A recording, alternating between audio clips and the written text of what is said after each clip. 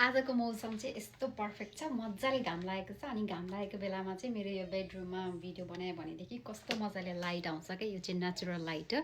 I mean बाहिर म चाहिँ झ्यालको अगाडि ठिक्क बसेर भिडियो बनाउँदैछु नि त।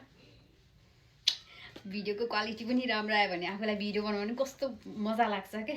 अनि मलाई यो अर्को पियर प्याकेज आइसकेको थियो, पहिला नै आएको हो है। मैले चाहिँ युज गरिरहेको छु है।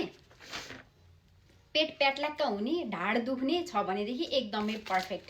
यस्तो मजाको छ यो चाहिँ बेल्ट हो है। जुन यहाँदेखिको भागलाई यहाँ माथिसम्म ट्याप्याक्क बनाएर राख्छ क्या। यो छ नि यो दुईटालाई चाहिँ हेर्नु त, मैले चाहिँ मिडियम साइज लिएको है त।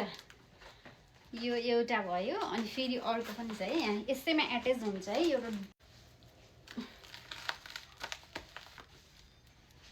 यो भयो 2 लेयर होइन, सरी यो 3 लेयर टाइपको छ।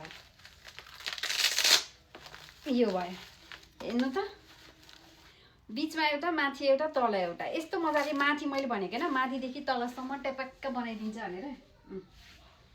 ढाड दुख्नेको लागि त एकदमै पर्फेक्ट। मैले यो मिडियम साइज होइन लार्जमा लिएको भए चाहिँ अलिकति मलाई लगाउनलाई पनि सजिलो हुन्थ्यो कि जस्तो लाग्यो है।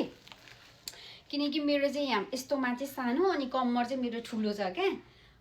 त्यही भएर मलाई यहाँनिर चाहिँ अलि धेरै नै कसेर लगाउनु पर्छ। तर केही छैन, यो तन्किने भएकोले गर्दाखेरि चाहिँ लाग्छ है।